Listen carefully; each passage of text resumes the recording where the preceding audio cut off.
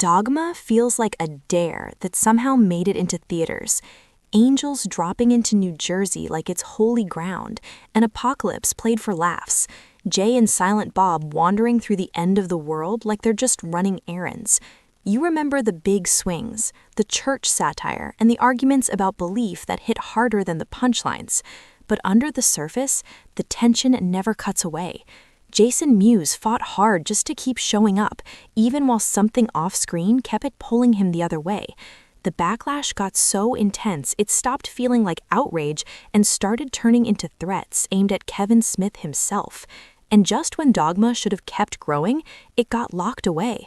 These are 10 weird facts about Dogma, the movie that vanished for years and somehow never left the conversation. Stay to the end because the Dogma 2 question is finally on the table. Number 1. The movie existed before his career did. Dogma did not show up after Clerks made Kevin Smith famous. It had already been following him for years. The idea started back when he was still in film school in Vancouver, where he began writing notes for a project he originally called God. It came out of the religious questions he had been carrying since childhood, shaped by a Catholic upbringing: faith, rules, guilt, belief. But that early version was nowhere near the movie people know. At first, it was not even really a finished story. It was more like a pile of ideas Smith kept returning to. Rufus was there, Serendipity was there, a central young lead was there too, but it was not Bethany yet. In the earliest version, the lead was a high school jock, and Jay and Silent Bob were not part of the story at all. Then Clerks happened, and everything shifted. Smith moved into making his first real movie, but Dogma never went away. He kept adding notes during and after Clerks, circling back to the script while his career was still just getting started. The longer he worked on it, the bigger it became. When it finally expanded into a full draft, it came out massive, around 148 pages, and far stranger than the version that reached theaters. Bethany had changed, but she still wasn't the character audiences would later meet. In that draft, she was a stripper, introduced in a nudie booth where she meets Jay and Silent Bob. That version revealed a hard truth. The movie was too big, too expensive, and too unwieldy to be the next step after Clerks. So instead of forcing it, Smith stepped back. He made Mallrats, then Chasing Amy, while Dogma stayed in the background, constantly evolving. By the time it finally reached the screen, the script had gone through multiple versions. Bethany became the abortion clinic worker from the finished film. The chaos was shaped into something more focused. The rough edges were still there, but now they were attached to a story Smith could actually make. Dogma was not a sudden burst of inspiration. It was something he chased for years until he finally caught up to it. Number 2. Dogma kept recasting itself. Even after the script was ready, the cast wasn't.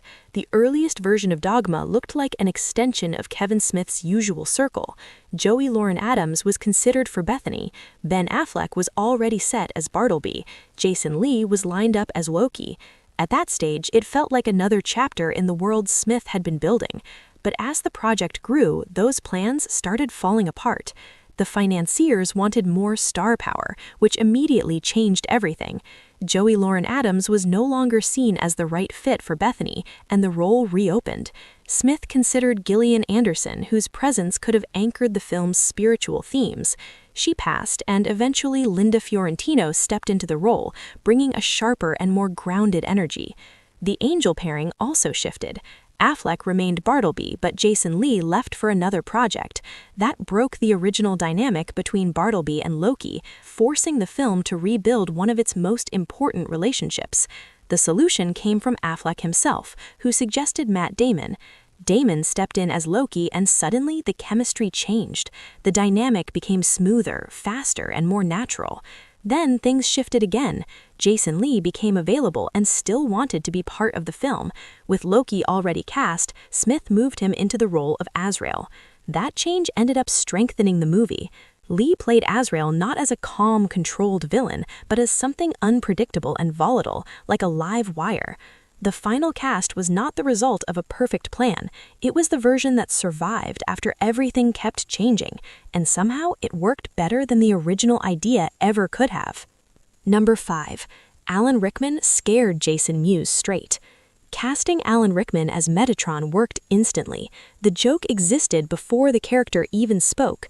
Carlin had built a career criticizing authority, religion, and institutions. Putting him inside the system he used to challenge gave the role an immediate edge. But it was also personal for Kevin Smith. His comedy had been part of his life since childhood. Casting him felt less like bringing in a star and more like bringing in a voice that had shaped him. When Carlin joined the film, he brought something deeper with him. He had recently lost his wife and wasn't ready to remove his wedding ring. Since playing a Catholic cardinal would normally require that, he came up with a workaround, covering the ring with a bandage. Smith agreed. That small detail added something human to the performance. Carlin didn't play Glick like a loud caricature. He kept it calm and believable, which made the satire sharper.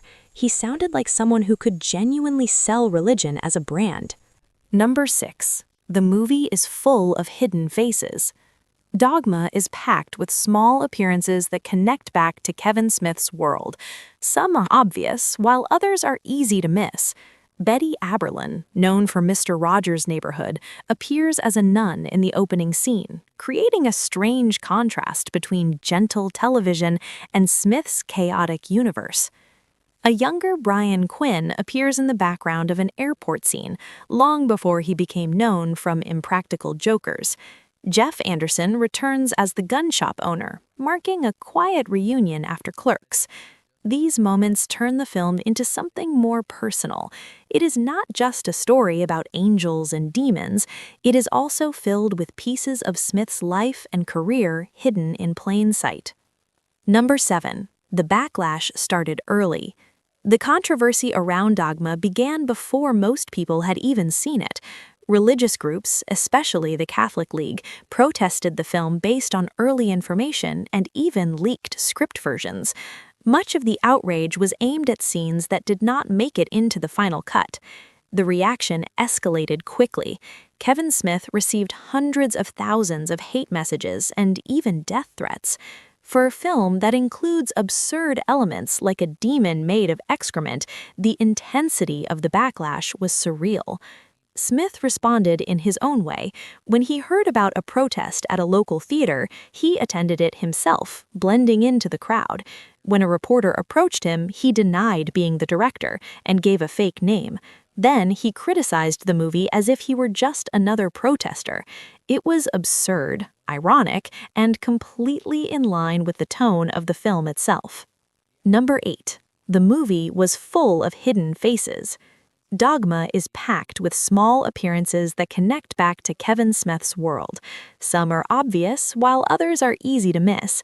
Betty Aberlin, known for Mr. Rogers' Neighborhood, appears as a nun in the opening scene, creating a strange contrast between gentle television and Smith's chaotic universe. A younger Brian Quinn appears in the background of an airport scene, long before he became known from Impractical Jokers. Jeff Anderson returns as the gun shop owner, marking a quiet reunion after Clerks. These moments turn the film into something more personal.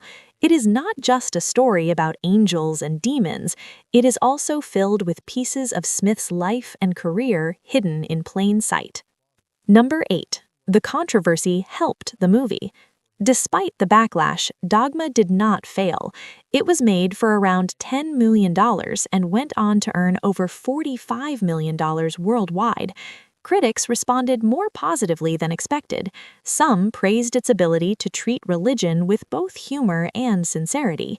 The film's real strength came from its balance. Beneath the jokes and profanity, it explored serious questions about belief, institutions, and faith. Many viewers saw it not as an attack on religion, but as a critique of the systems built around it. That distinction helped the film find its audience. Number 9. The movie was locked away for years. For a long time, Dogma became strangely difficult to watch. It was remembered and quoted, but hard to find. The reason traced back to its ownership. After Disney stepped away from the project, Harvey Weinstein acquired the rights. That decision complicated the film's future. Distribution deals became inconsistent, and the movie never settled into a stable place in home media or streaming. Kevin Smith tried multiple times to buy the rights back, even offering increasing amounts of money with help from friends like Ben Affleck and Matt Damon, but the price remained out of reach. Eventually, the rights changed hands again, opening the door for the film's return. In 2025, Dogma finally reappeared in theaters for its anniversary, ending years of limited availability. Number 10. Dogma 2 won't be what fans expect. Fans have wanted a sequel for years, but Kevin Smith has made it clear that any return would not be simple. The original film came from a younger version of himself, still wrestling with faith from the inside.